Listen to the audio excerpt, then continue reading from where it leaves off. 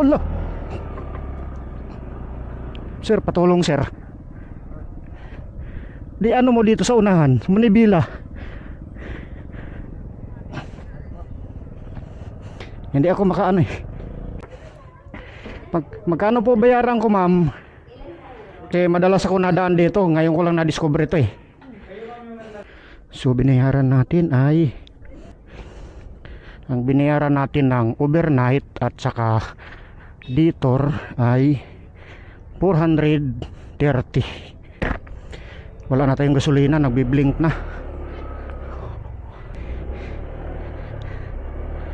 So wala na tayong gasolina. Ang gagawin natin, hindi tayo mag-throttle. Hayaan natin siyang dumaos-dos kusa. Kasi palusong to eh. Yung isang buong full tank galing Las Piñas ay umabot siya ng entrada ng Bicol region. Itong EDB 8 litro ang full tank nito.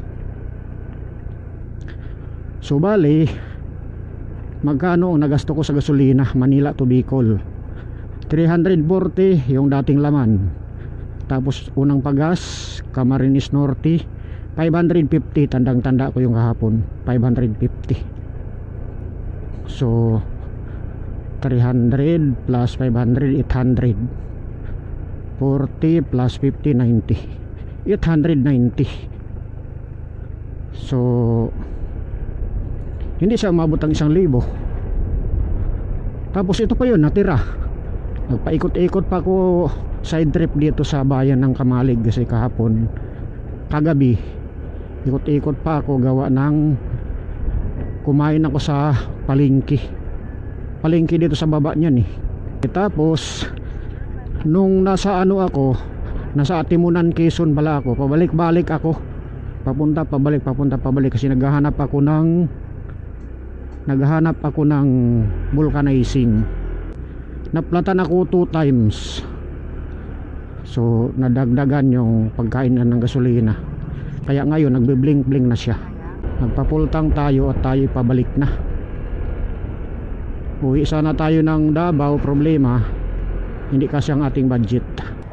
So update tayo mga boss. Ang oras alas 3:32 ng hapon, December 23, 2025. So dito na naman tayo sa Rides Bicol to Manila. Dahil nakarating na tayo sa Bicol at ngayon pabalik na tayo. Uwi sana tayo ng probinsya, problema hindi kasi ang budget. So di bali at least nakapag year in rides tayo ng Manila to Bicol. So ito yung ano mga boss, ano ito, Kamalig Bypass Road. Hindi natin makuha ng video yung Mount Mayon kasi no, maulap. Mauna na ako sir. Hahabol sa Pasko. Hindi ko makahabol sa Pasko sa probinsya, hahabol sa Pasko sa trabaho.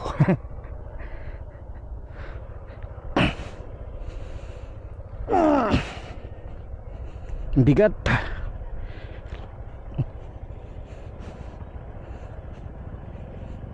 Hirap ako kasi ay ano. Sige sir. Oops. Mataas.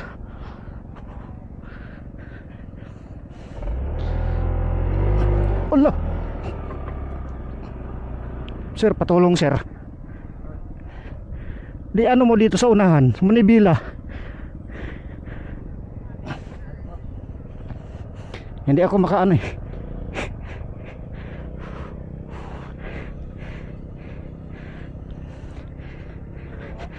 Salamat sir, nandyan ka.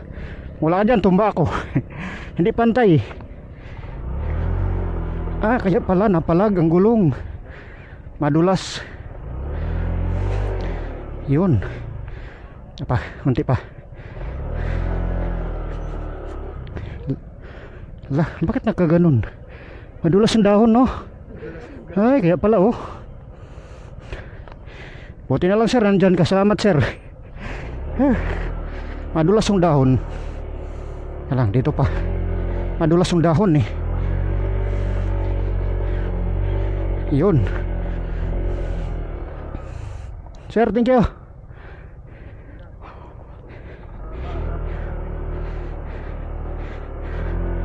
Nadulas yung dahon. Thank you, sir.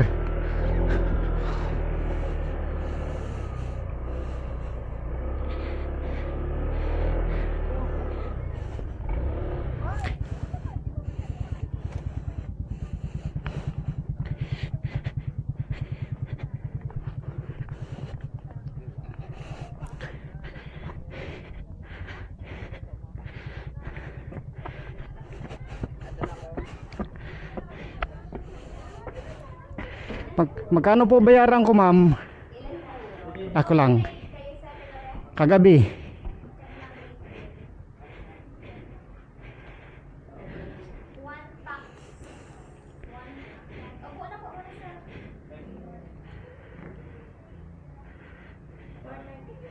Porter. Pengi ako ng ano, ma'am, yung presyo sa isang papel. Kasi para sa sunod, hindi ko makalimutan ang presyo. Opo, thank you. Kasi madalas ako nadaan dito. Ngayon ko lang na-discover ito eh. Meron pala dito ano. Kilala may Bauntin ano? Manila. Ito. Thank you po. Next time po ulit. Thank you, ma'am. Sige po.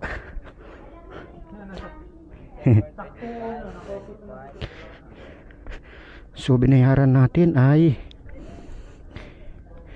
ang sukli sa 500 ay 60-70.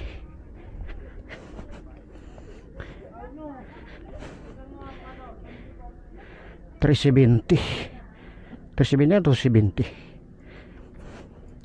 Ano to ng kasulat? Ang binayaran natin ng overnight at saka detour ay 430. So tayo uwi na. Ginanito ko lang to para makita ko yung kung nagcha-charge ang aking gadget. Extra battery ng Insta360. Pero kung ganitong plastic kasi pag buhos ng ulan agad sabay sa club, punuan sila ngayon. Daming turista dito sa Quiet Guinan Ranch, Kamalig Albay. So ang oras ngayon mga boss ay 3:19 ng hapon. Tayo pa uwi na, pabalik na ng Maynila. So na ano tayo, stock up. Maraming pumasok. Punuan sila ngayon. Peak season.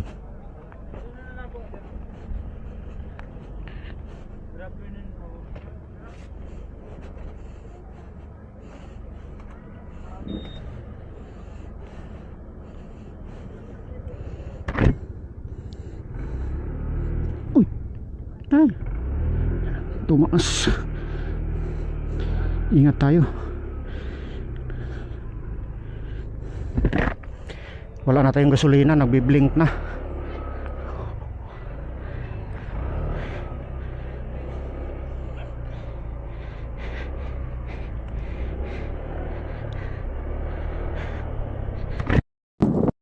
So wala na tayong gasolina. Ang gagawin natin, hindi tayo mag-throttle. Hayaan natin siyang dumaos-dos kusa. Biluhan na natin konti para umano siya. Kasi palusong to eh.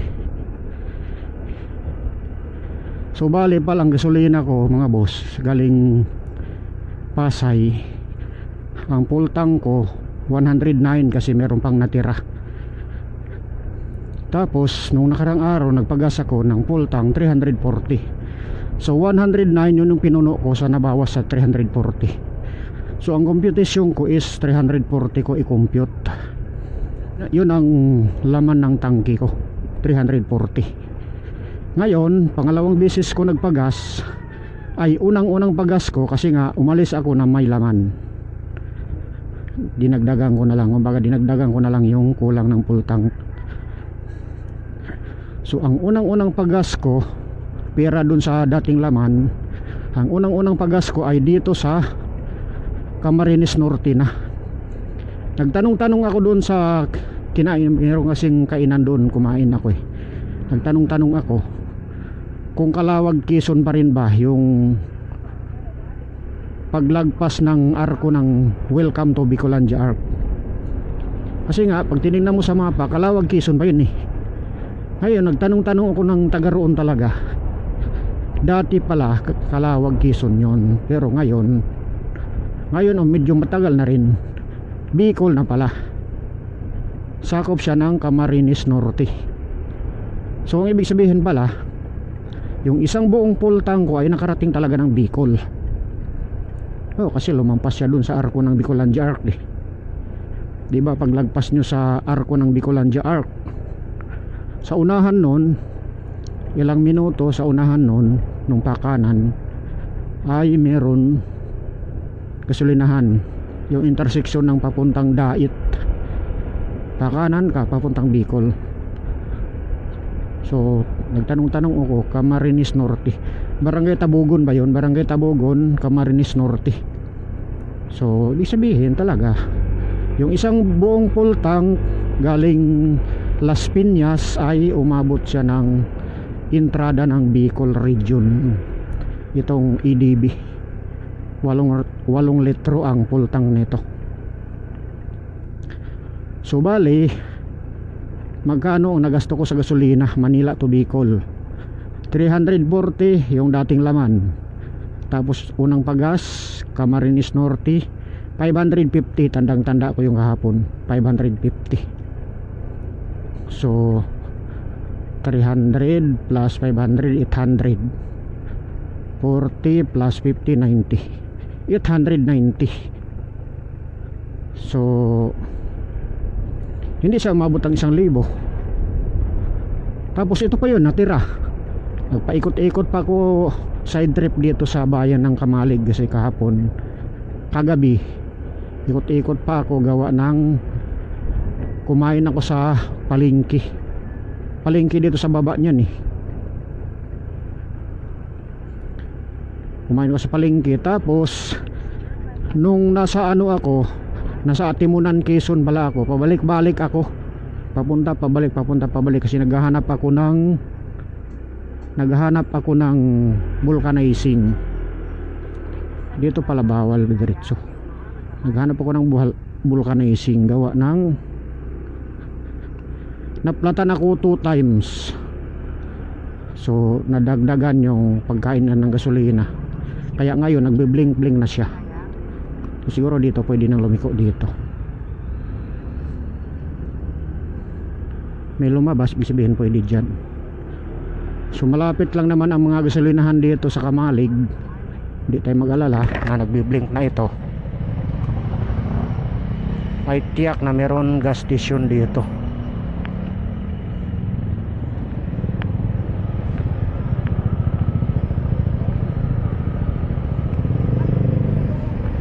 So ito ay town proper ng Kamalig Albay mga boss.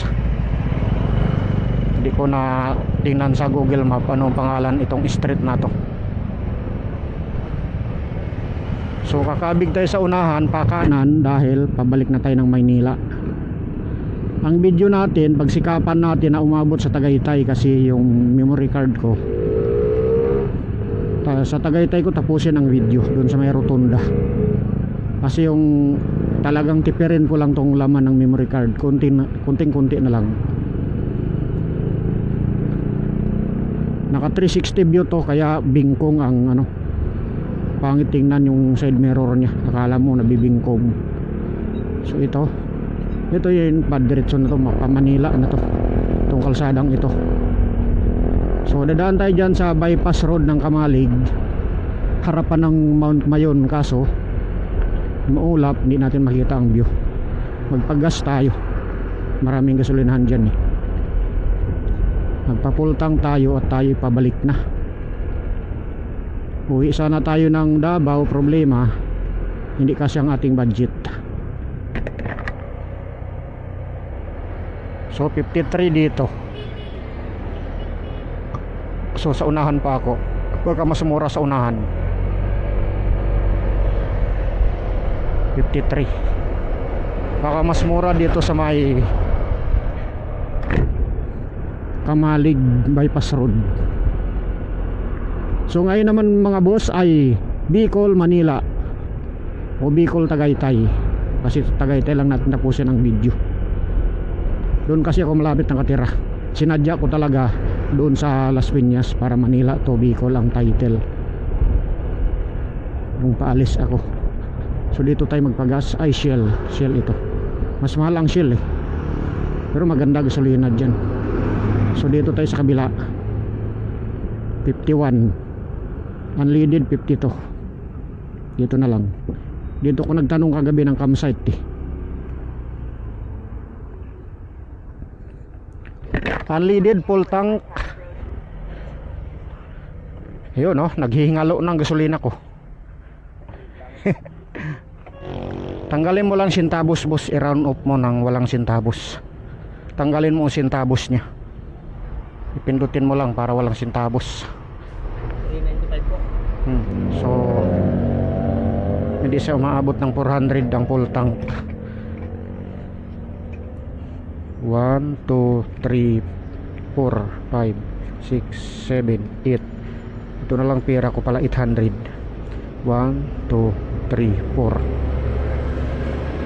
1, 2, 3, 4, 5. 1, 2, 3, 4, 5. So makarating pa to ng bahay. So sunod ko pa gas Batangas na. So yung video natin na naghingalo ng battery nya,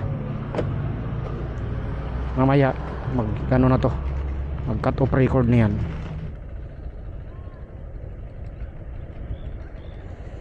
So update tayo mga boss. Punasan ko muna ang camera. So update tayo mga boss. Ang oras alas 3:32 ng hapon, December 23, 2025. So dito na naman tayo sa Rides Manila, ay Rides Bicol to Manila. Dahil nakarating na tayo sa Bicol at ngayon pabalik na tayo. Uwi sana tayo ng probinsya, problema hindi kasi ang budget. So di bali at least nakapag year in rides tayo ng Manila to Bicol. So ito yung mga boss, ito Kamalig Bypass Road.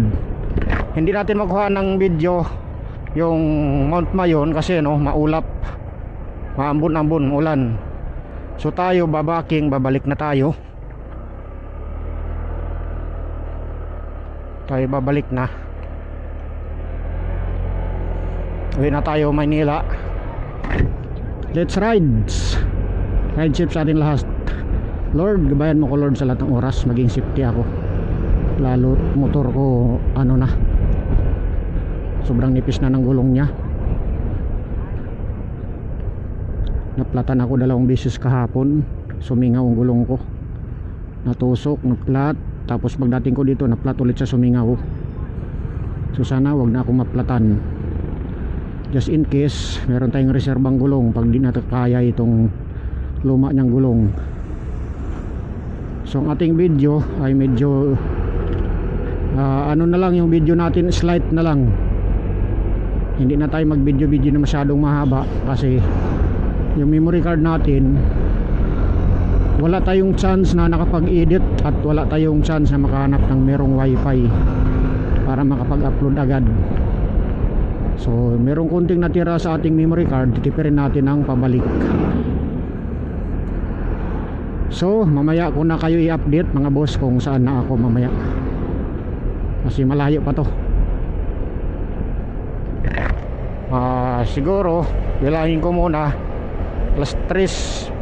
Palagay ko na galing ako dito alas 3:30, 3:30, 4:30 isang oras, alas 3:30. So mamayang madaling araw alas 3:30, 10 hours. Aba, darating pala ako ng umaga sa bahay. Kusang galaan yan, umaga ko darating sa bahay nito. Talagang as in umaga na. Kasi mabagal ang takbo ko, mahaba ang oras ang takbo ko. Ay mabagal ang takbo ko, mahaba ang oras ako darating.